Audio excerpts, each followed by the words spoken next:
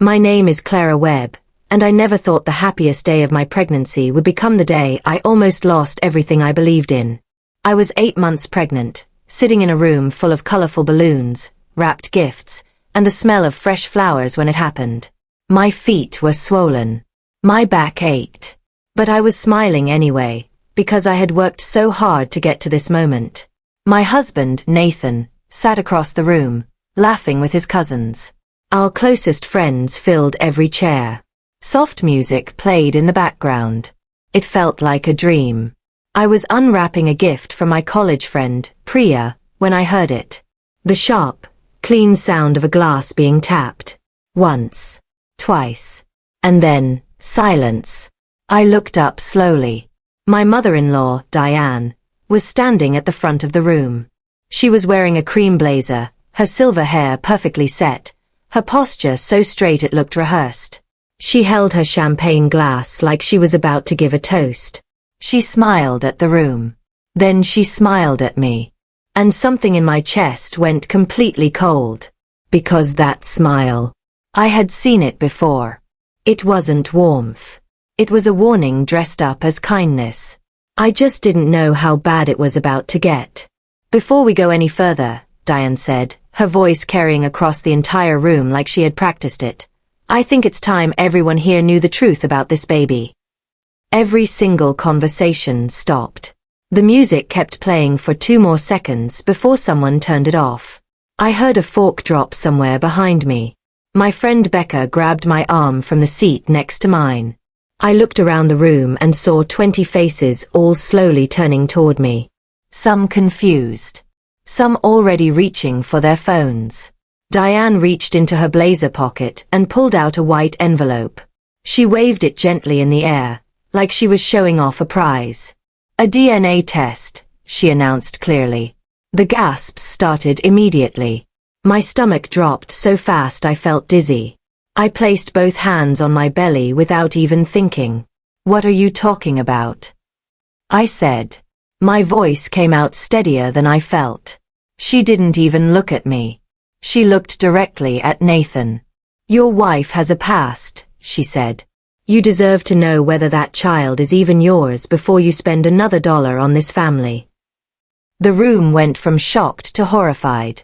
I turned to Nathan, waiting for him to stand up, waiting for him to say something.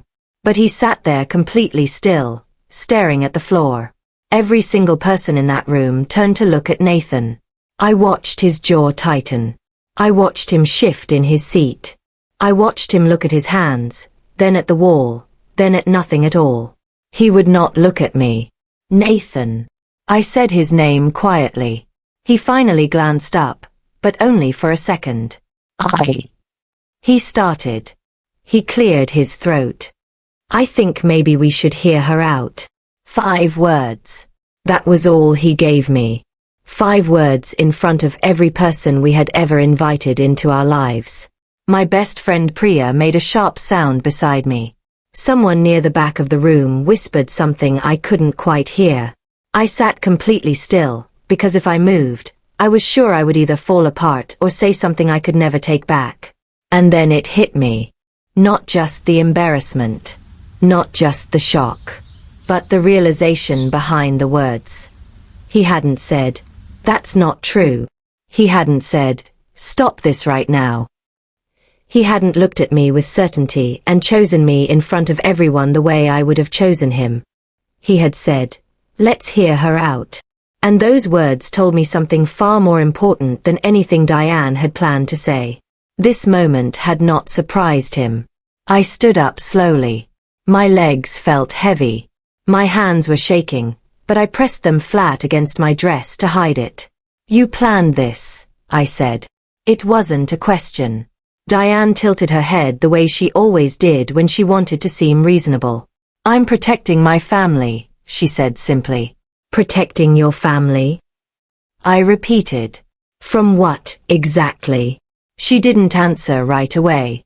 She looked around the room first, making sure she had everyone's attention, making sure every eye was on her. Then she leaned forward just slightly, the way someone does when they want to deliver a line that lands. "From you," she said. The room went so quiet I could hear my own heartbeat. I had known Diane for 4 years. I had sat at her table for holidays. I had brought her flowers when she had surgery on her knee. I had learned how she liked her tea and what topics made her uncomfortable and how to make her laugh. I had tried. I had genuinely, consistently, quietly tried. And she had spent all of that time waiting. She had waited for a room full of people and a moment where I was already tired, already vulnerable, already sitting with my hands full of someone else's gift. She had chosen this moment on purpose. Then she brought up my ex. His name was Patrick, and I hadn't spoken to him in over 3 years. We had dated briefly before I ever met Nathan, and it had ended calmly, without drama, without anything worth mentioning. But Diane mentioned him. Loudly. "You moved on from your last relationship awfully fast," she said. Within months. More whispers. I could feel people shifting in their seats, recalculating, wondering. She smiled like she was doing the room a favor. And I almost let the emotion take over. I almost let my voice crack. I almost let her see the fear. But here is the thing about being prepared. When you have already done the work, when you have already walked through every worst-case scenario in your head and made your decisions, fear loses its power over you. Because weeks before this baby shower, I had made a phone call. I had spoken to a doctor. I had taken a test. Not because I had any reason to doubt myself, but because I knew Diane. I had been watching her for months, noticing the questions she asked Nathan when she thought I wasn't nearby, noticing the comments she made about my past, noticing the way she looked at my growing belly not with love, but with suspicion. I had seen this coming. I had prepared for it. She just didn't know that yet. I turned back to Nathan. I looked at him the way you look at someone when you need the truth more than you need comfort. "Did you know about this?" I asked. "Did she tell you she was going to do this today?" He looked up at me. He opened his mouth. And then he closed it again. He looked away. That was it. That was his answer. Not a denial. Not an explanation. Just a look away. The kind of look that means the answer is yes, but the person doesn't have the courage to say it out loud. I felt something shift inside me, and it wasn't sadness exactly. It was the strange, sharp clarity that comes when you finally stop hoping something isn't true. I had spent 6 months of this pregnancy feeling like something was wrong between us. I had told myself it was stress. I had told myself it was the hormones, the pressure, the changes. I had looked for every other explanation because the real one was too painful to face. But standing there in that room, with balloons above my head and wrapped presents at my feet and my husband refusing to look at me, I understood. He had known. Maybe not every detail. Maybe he hadn't known she would pull out an envelope. But he had known something was coming. And he had said nothing. I did not scream. I want you to understand that. I know what people expect from a moment like that. They expect tears. They expect raised voices and broken glasses and words that can't be taken back. But I had learned something important over the years. Something nobody teaches you but life eventually shows you if you're paying attention. Falling apart in front of the person who wanted you to fall apart is the worst thing you can do. So instead, I reached down very calmly and placed the wrapped gift I was holding back on the table in front of me. I smoothed my dress once. I picked up my bag from the back of my chair. I looked at the room, all of those faces, my friends, her friends, Nathan's family, people who had shown up with little cards and tiny shoes, and I said clearly and without any trembling, "If this is how you want to do this, then fine." I walked to the door. My back was straight. My steps were slow and even. And just before I reached the door, I stopped. I turned around once more and looked directly at Diane. "You're going to regret this," I said. Not loudly. Not dramatically. Just as a fact. The way you state something that is simply true. Then I walked out of my own baby shower. And I meant every single word. The parking lot was cold. I sat in my car for a few minutes with the engine off, both hands on the wheel, just breathing. The kind of breathing you do when you're convincing your body that everything is still okay even when your mind knows it isn't. Then I picked up my phone. I scrolled past Nathan's name. Past my mother's. Past Priya and Becca and everyone who would want to talk and cry and help in the way that kind people help, which sometimes isn't the kind of help you actually need. I found the name I was looking for. Ray. Ray was a family law paralegal who had been a close friend of my father's before he passed. He had helped me quietly for the last 6 weeks, ever since I had come to him with a question and a gut feeling and no real plan yet. I pressed call. He answered on the second ring. Clara, he said. How did it go? She did it, I said. She actually did it. He was quiet for a moment. All of it. All of it. In front of everyone. I heard him exhale. Okay, he said slowly. Then it's time. Yes, I said. I need that favor now. He said he would have everything ready by the following morning. I thanked him, ended the call, and sat in the dark parking lot for 1 more minute. Then I started my car and drove home. Quietly. Carefully. Like a woman who already knew exactly what came next. Let me explain something clearly so you understand how we got here. Weeks before the baby shower, I had gone to a clinic and taken a prenatal paternity DNA test. It was a real test, done properly, through a certified lab. It had cost me money I had budgeted for a crib mattress. But I had paid it without hesitating, because I had learned early in life that the best way to take away someone's weapon is to get there before they can use it. The results had come back in a sealed envelope. I had not opened them at the clinic. I had brought them home and placed them in the small lockbox on the top shelf of my closet, behind a row of folded sweaters, where Diane had definitely been looking because twice I had noticed things shifted around up there. The envelope was still sealed. The results were real, certified, and dated 3 weeks before the shower. I hadn't taken that test because I had anything to be ashamed of. Nathan was my husband. He was the only person I had been with since the day we started dating. But shame had nothing to do with it. Preparation had everything to do with it. Diane had been planting seeds for months. I had watched her do it. And when she finally decided to use those seeds, I was going to be standing there with the evidence already in my hand. But the DNA test was only the first document in that lockbox. There was a second one. And that one had nothing to do with me.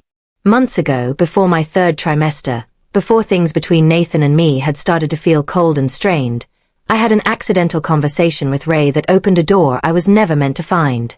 He had been sorting through some old property documents connected to Nathan's late grandfather's estate, something small and routine, when he came across a discrepancy. A name on a birth certificate that didn't match the name in the family records. He had mentioned it to me almost in passing, not even sure it mattered. But I had asked him to look deeper. And what we found, quietly, carefully, over the weeks that followed, was something Diane had spent years making sure nobody would ever see. She had built her entire identity around family legacy. Around bloodlines. Around the idea that her line was strong and pure and worth protecting. She had used that belief like a hammer against anyone who married into the family. She had used it against me. But the truth hiding in those documents told a very different story about Diane's own history. And now that she had publicly humiliated me in front of everyone I loved, I was done protecting her from herself. Nathan showed up at my mother's house the next morning. That was where I had gone after the parking lot, and he had known to look for me there. My mother let him in without a word and then went to sit in the garden, which was her way of giving US space while still staying close enough to hear raised voices if it came to that. It didn't. Nathan sat down across from me at the kitchen table.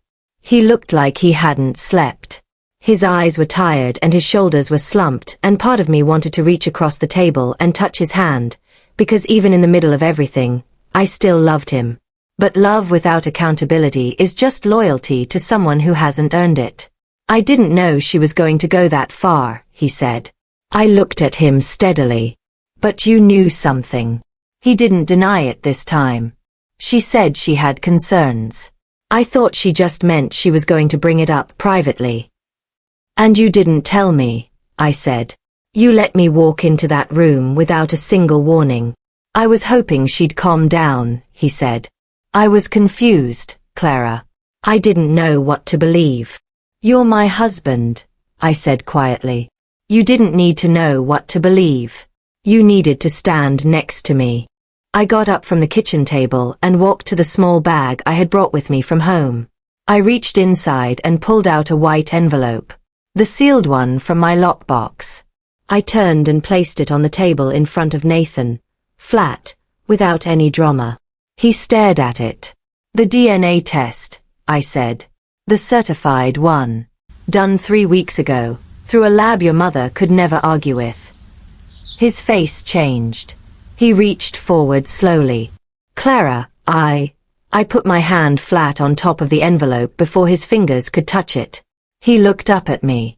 You don't get to read that, I said calmly, unless you can tell me right now, before you see a single result, before you know anything, who you believe. He stared at me. I watched him struggle with it, watched the conflict play out across his face, and I understood that he was a man caught between the woman who raised him and the woman he had chosen. I understood it. I even felt sorry for it. But understanding something doesn't mean accepting it. Say it first, I said. Then you can open it. He didn't say it. He sat there for what felt like a very long time, and I watched him try to find the words. I could see him cycling through responses, testing each one silently, deciding whether it was enough. He opened his mouth twice. Both times, he closed it again. And the third time what he said was, I just need to see it, Clara.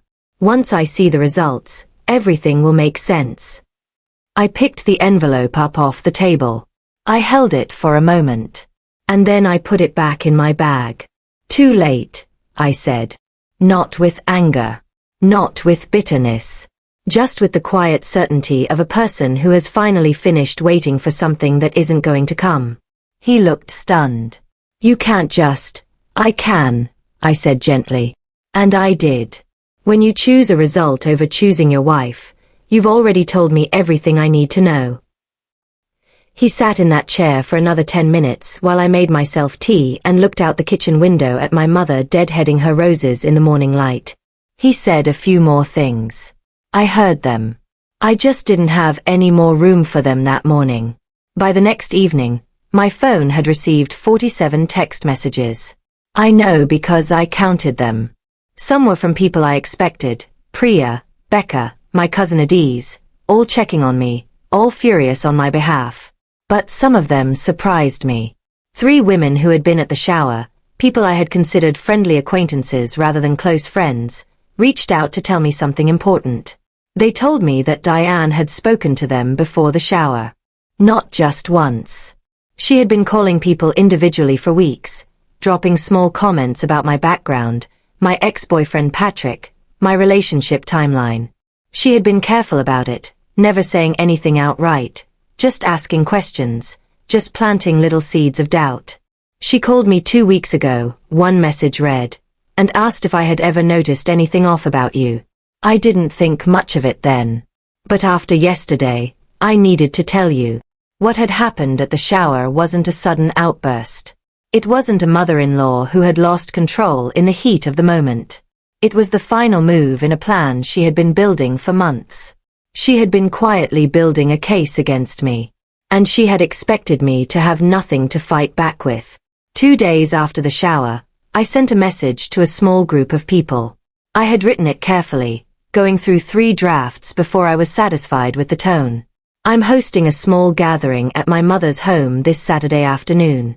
Just people who matter to me. Please come if you can. I kept it simple. No explanation. No drama. Just an invitation.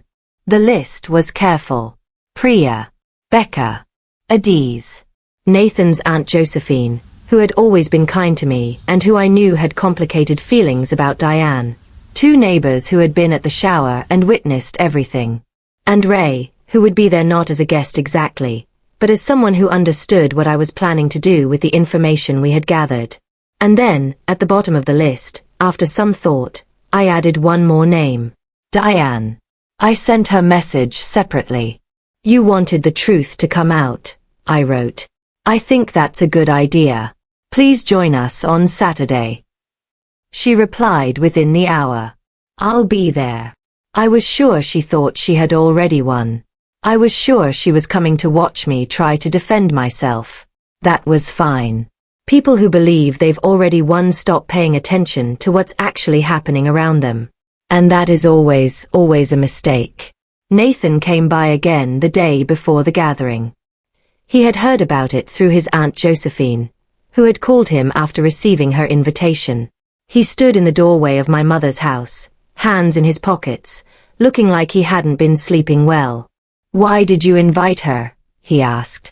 I was folding small napkins at the kitchen table for Saturday. I didn't stop what I was doing. Because she wanted an audience, I said simply. He was quiet for a moment. And so do I. He came inside and sat down without being asked, which I took as a small good sign. We didn't talk for a long time. He watched me fold napkins and stack small plates and organize everything the way I organize things when I'm nervous, which is very neatly and with great concentration. What are you planning to do? He finally asked. Something that should have happened a long time ago, I said. Are you trying to blow everything up? I looked at him directly. Nathan, your mother already blew it up. In front of 40 people. I'm just deciding what gets built in its place. Saturday came grey and cool. My mother had put out a simple spread, sandwiches, fruit, tea, the kind of gathering that looks casual but has been arranged with care.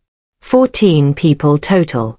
The room was quieter and smaller than the baby shower, and that was intentional. This wasn't about spectacle. This was about truth, and truth doesn't need a big stage. It just needs the right people in the room. People arrived steadily between 2 and 2:30. Priya hugged me at the door and squeezed my hand and didn't ask questions, because she had known me long enough to trust that I knew what I was doing. Josephine arrived early and sat near the window with a cup of tea, watching everything with her careful, steady eyes. Ray arrived last, carrying a slim folder under his arm, and nodded at me as he settled into a seat near the back. We had spoken twice that morning to confirm everything. Then, at 2:45, Diane arrived. She walked in through the front door wearing the same kind of composed expression she had worn at the shower. Her posture was perfect. Her chin was up.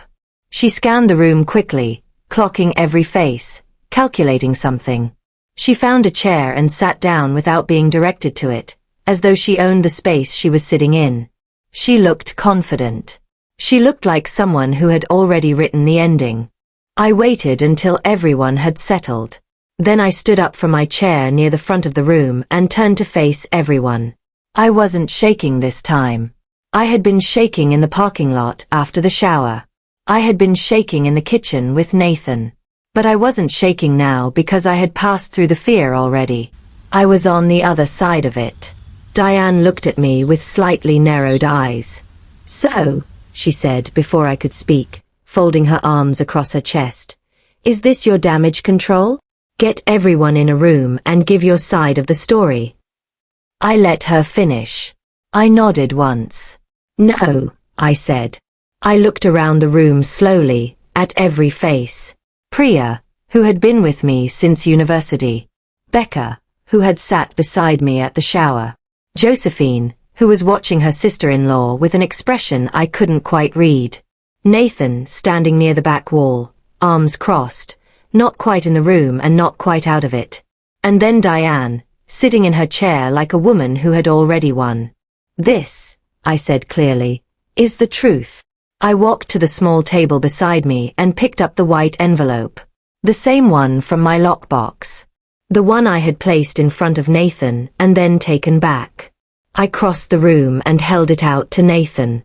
He looked at me for a moment before taking it. His hands weren't steady as he worked the seal open. Nobody in the room made a sound. I could hear the thin paper tearing in the quiet. He unfolded the single sheet inside and read it. I watched his eyes move across the page once. Then he looked up at me. Something in his face broke open in a way I hadn't expected. Something raw and immediate that looked less like relief and more like grief, like he was mourning the version of himself that had hesitated. "It's mine," he said. His voice came out low and uneven. A few people exhaled. Someone near the back made a small sound. Priya reached over and took my hand. I didn't look away from Nathan's face. I needed him to understand that this moment, this result, this proof that should never have been necessary, had cost something. It had cost us both something real. And no piece of paper was going to give that back. The room shifted. I watched it happen in real time. People who had come in cautious and uncertain began exchanging glances.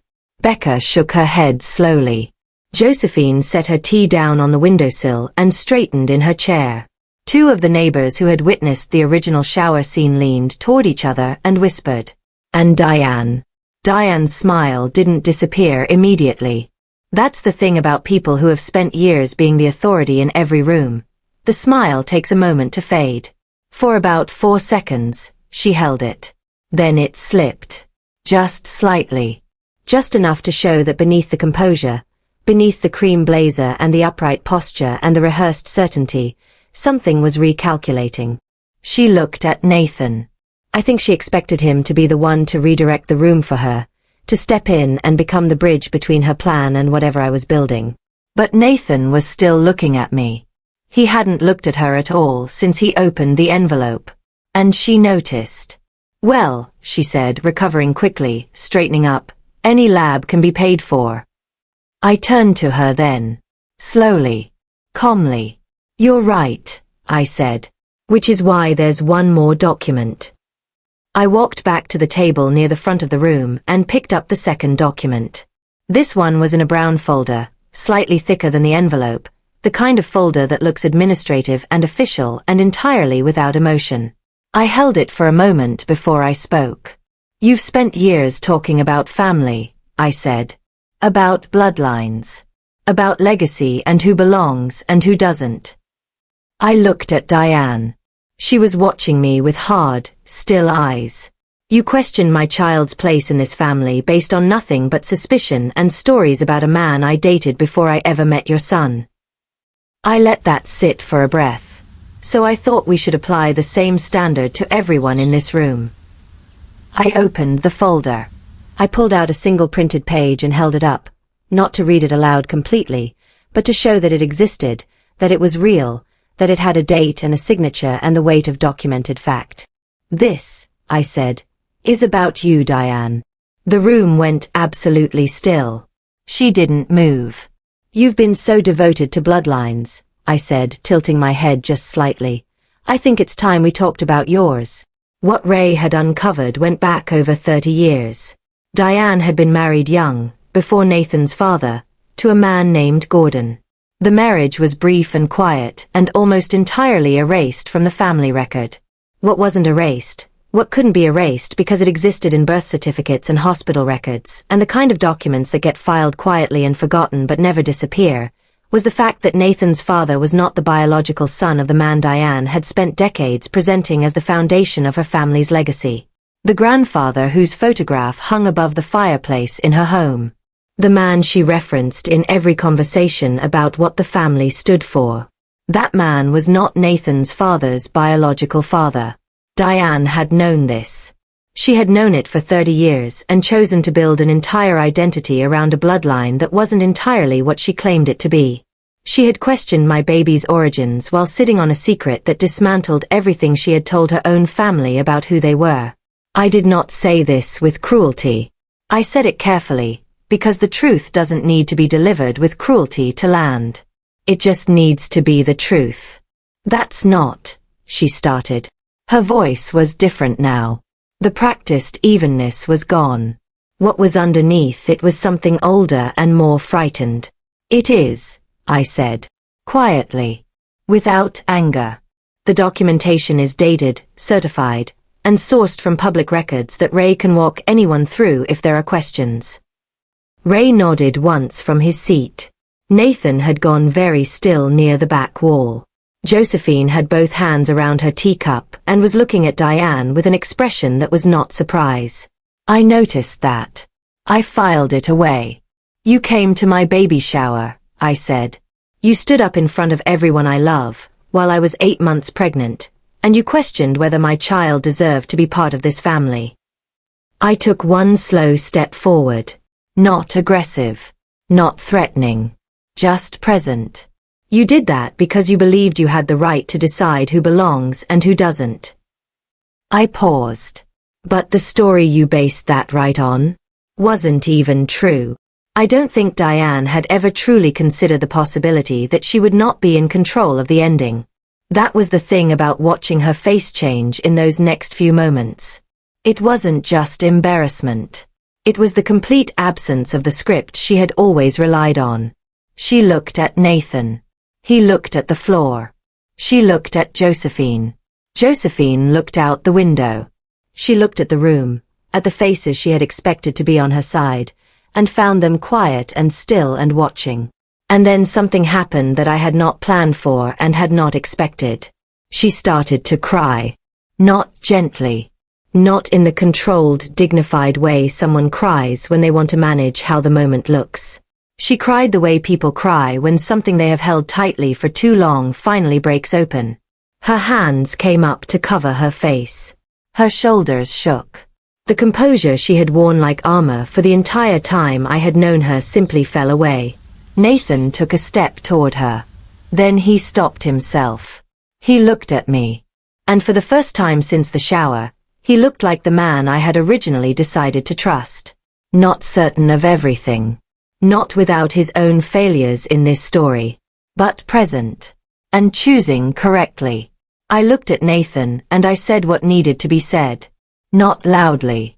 Not with bitterness. Just clearly, the way you speak when you are finally done carrying something that was never yours to carry. This is what happens when you stay silent while someone disrespects me. This is where it ends up. He nodded.